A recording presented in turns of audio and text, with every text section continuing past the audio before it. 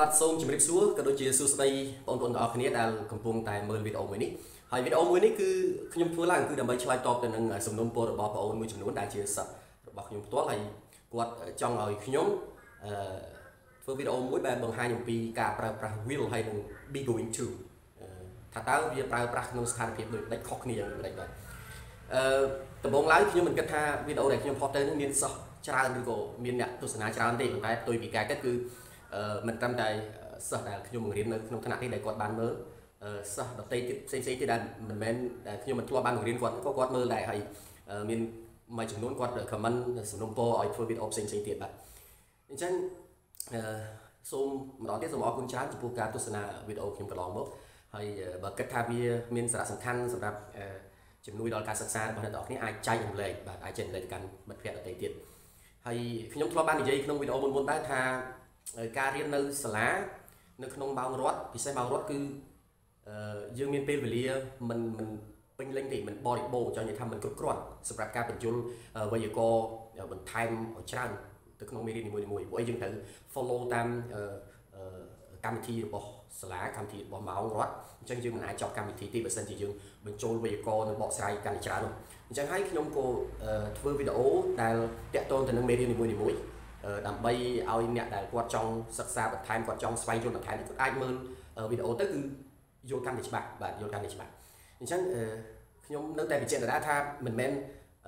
មេរៀនទាំងអស់ចាំបាច់ត្រូវតែមើលវីដេអូខ្ញុំមិនយល់ទេអត់ទេគឺអ្នកទាំងអស់គ្នាអាចមើលគ្រប់វីដេអូរបស់គ្រូបង្រៀនឬក៏អ្នកដែលគាត់បង្រៀនភាសាអង់គ្លេសតាមអនឡាញឬក៏តាមនេះគឺល្អទាំងអស់មានន័យថាជាចំណេះដឹងទាំងអស់យើងមិនចាំបាច់យើងចាំបាច់រើសអើងឬក៏យ៉ាងម៉េចទេអត់តែវីដេអូណាដែលយើងមើលទៅគាត់បញ្យល់ទៅងាយយល់គឺយើងអាចយកវីដេអូគាត់មើលបានអញ្ចឹងកុំឲ្យខាតពេលយើងចាប់ដើមមើលទាំងអស់គ្នាថាតើការប្រើប្រាស់ will ហើយនឹង be going to វាខុសគ្នាយ៉ាងដូចម្តេចខ្លះបាទសូមអញ្ជើញអូខេឥឡូវយើងចាប់ដើមទាំងអស់គ្នាជាមួយនឹង I will ហើយនឹង and I'm going to អញ្ចឹង will ហើយនឹង going to អ្នកទាំងអស់គ្នាត្រូវចាំថាវាប្រើនៅក្នុង future action មានន័យថាប្រើសម្រាប់អនាគតកាលអូខេ will និង going to អញ្ចឹងយើងចាប់ដើមមកសិក្សាពីឧទាហរណ៍គឺចាប់ដើមពី Okay, Sarah's talking to Helen. Sarah got talking to Helen គាត់និយាយថា let's have a party. Okay, Sarah គាត់ផ្ដើមគំនិតហើយ Helen គាត់និយាយឆ្លើយតប that's a great idea. We'll invite lots of people. Okay. អញ្ចឹង Helen គាត់ឆ្លើយតបទៅកាន់ Sarah ថានោះគឺជាគំនិតដ៏អស្ចារ្យដូច្នេះយើងនឹងអញ្ជើញមនុស្សជាច្រើនពួកយើងនឹងអញ្ជើញមនុស្សជាច្រើនអូខេបន្តមកទៀតយើងមកមើលការពន្យល់របស់គេនៅចំណុចកន្លែងនេះគឺគេដាក់ថា will we use will to announce a new decision the party is a new idea អូខេយើងប្រើប្រាស់ will ដើម្បីប្រកាសបង្ហាញអំពីការសម្រេចចិត្តថ្មីមួយហើយគេដាក់ថាពិធីជប់លៀងគឺជាគំនិតថ្មីមួយអញ្ចឹងអ្វីដែលយើងត្រូវតែចងចាំនៅក្នុងចំណុចនេះគឺកាលណាយើងសម្រេចចិត្តធ្វើអ្វីមួយភ្លាមគឺយើងប្រើ will អូខេសម្រេចចិត្តភ្លាមគឺយើងប្រើ will មានន័យថា Helen គាត់បន្ទាប់ពីឮគំនិតរបស់ Sarah ដែលគាត់និយាយថាចង់ធ្វើពិធីជប់លៀងគាត់ក៏បានសម្រេចចិត្តថាគាត់នឹងអញ្ជើញមនុស្សឲ្យបានច្រើនអញ្ចឹងការសម្រេចចិត្តភ្លាមគឺយើងប្រើ will អញ្ចឹងហ៎អញ្ចឹងយើងមើលក្នុង graph នេះគឺមានន័យថា decision now គឺយើងប្រើ we will ឬក៏ I will ណាអូខេ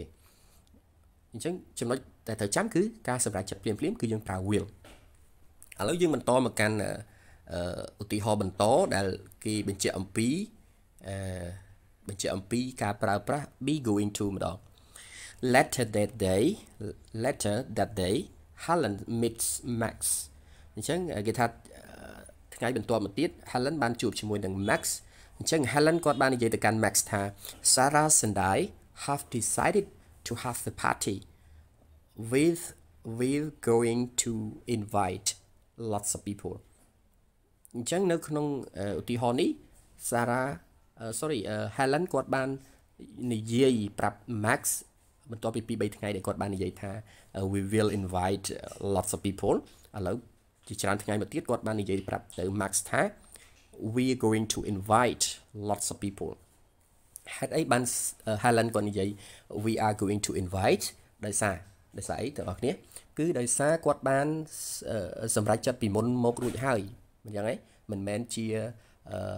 decision now ទេមានន័យថានេះគឺជា decision before អញ្ចឹងអ្នកទាំងអស់គ្នាអាចកលេចមកមើលការបញ្ជូលនៅទីនេះគេថា we use be going to when we have already decided to do something Helen had already decided to invite lots of people before she spoke to Max អញ្ចឹងមានន័យថាយើងប្រើ be going to ពេលដែលពួកយើងបានសម្រេចចិត្តរួចហើយក្នុងការធ្វើអ្វីមួយ Helen គឺបានសម្រេចចិត្តរួចរាល់ថានឹងអញ្ជើញមនុស្សជាច្រើនគាត់បានសម្រេចចិត្តរួចហើយមុនពេលឲ្យគាត់និយាយទៅកាន់ Max អូខេអញ្ចឹងយើងមើល graph ដែលគេគូបញ្ជាក់នេះ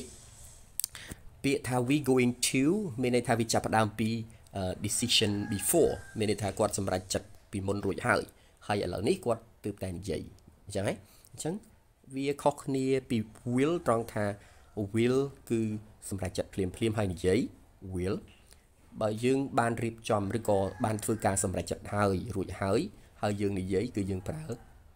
be going to អូខេអញ្ចឹងចំណុចនេះមានប៉ុណ្ណឹង